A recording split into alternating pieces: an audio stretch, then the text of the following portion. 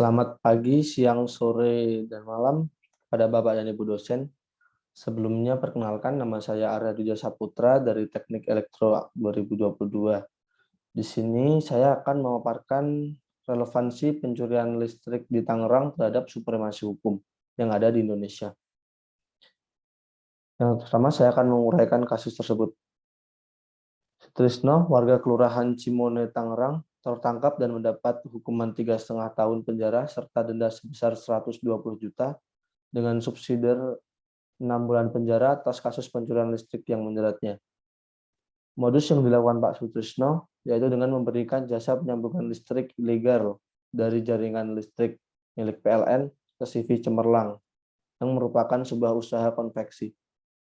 Pak Sutrisno dijerat dengan dakwaan melanggar ketentuan pasal 51 ayat 3 UU nomor 30 tahun 2009 tentang ketenaga listrikan dan pasal 55 KUHP atas perbuatannya menyambung saluran listrik ilegal dari jaringan listrik milik PLN ke distribut di daerah Cimone, Tangerang.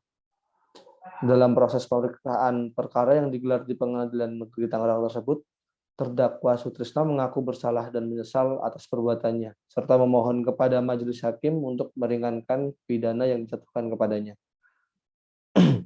Berikutnya saya akan menjabarkan faktor yang telah kami identifikasi.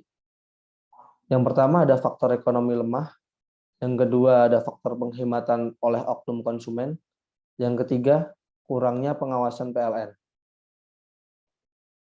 Lalu saya akan menyajikan fakta dan data yang telah saya temukan.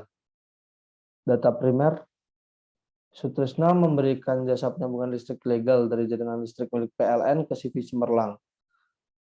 Sutrisno yang memberikan jasa ilegal penyambungan menarik biaya tagihan listrik sebesar 1.500.000 kepada Johan setiap bulannya.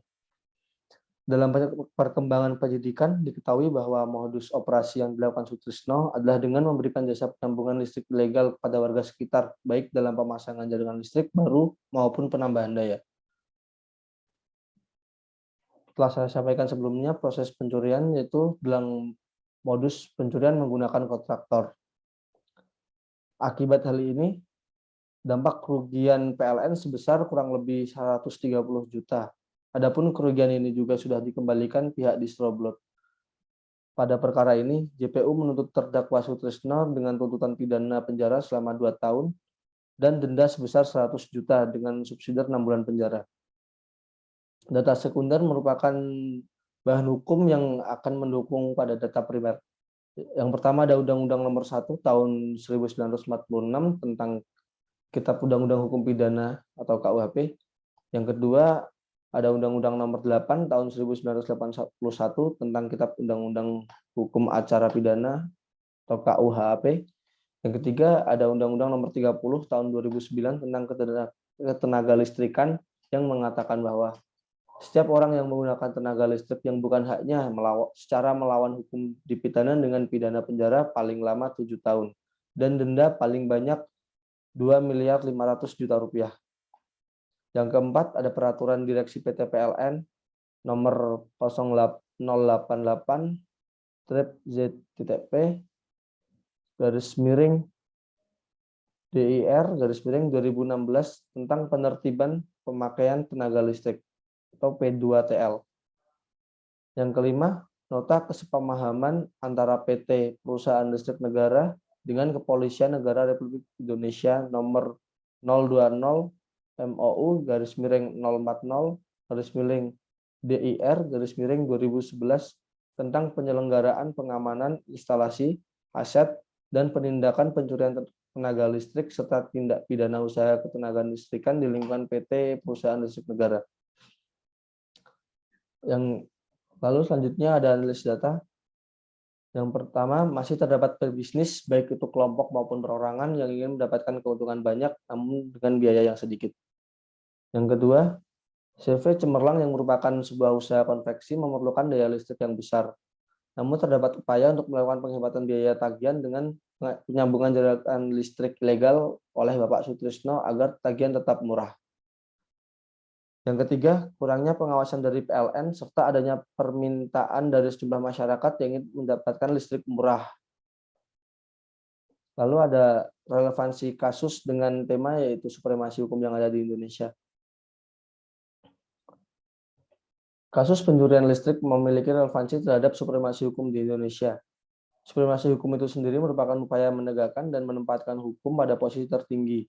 Dengan menempatkan hukum sesuai tempatnya, hukum dapat melindungi seluruh warga masyarakat tanpa adanya intervensi oleh dan dari pihak manapun termasuk oleh penyelenggara negara. Oleh karena itu, supremasi hukum tidak sekedar ditandai dengan tersedianya aturan hukum yang ditetapkan, melainkan juga harus diiringi dengan kemampuan menegakkan kaidah hukum. Nah, dari kasus pencurian listrik tadi dapat dikategorikan sebagai hukum pidana. Hukum pidana adalah bagian dari keseluruhan hukum yang berlaku di suatu negara yang mengadakan dasar-dasar dan mengatur ketentuan tentang perbuatan yang tidak boleh dilakukan atau dilarang yang disertai ancaman pidana bagi siapapun yang melanggarnya.